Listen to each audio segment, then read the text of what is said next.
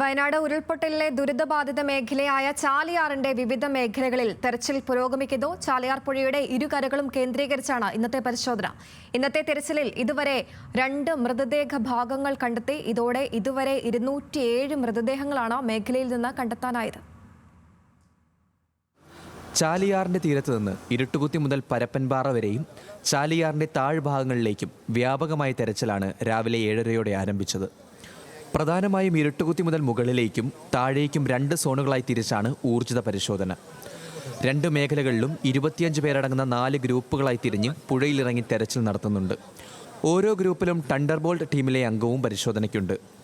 Police, വനം വകുപ്പ്, fire force, സന്നദ്ധ സംഘടനകൾ എന്നിവർക്കൊപ്പം 4 ഡ്രോണുകളും നേവി, പോലീസ് എന്നിവയുടെ ഹെലികോപ്റ്ററുകളും സംയുക്തമായാണ് തിരച്ചിൽ നടത്തുന്നത്.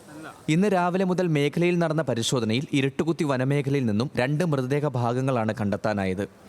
മേഖലയിൽ 6 ദിവസമായി തുടരുന്ന പരിശോധനയിൽ ഇതുവരെ 207 മൃതദേഹമാണ് കണ്ടെത്തിയത്. വൈകിട്ട് 6-ന് ചാലിയാറിന്റെ തീരത്ത് മടങ്ങിയെത്തുന്ന തരത്തിൽ ഇന്നത്തെ പരിശോധന അവസാനിപ്പിക്കും. ന്യൂസ് മലയാളം, മലപ്പുറം.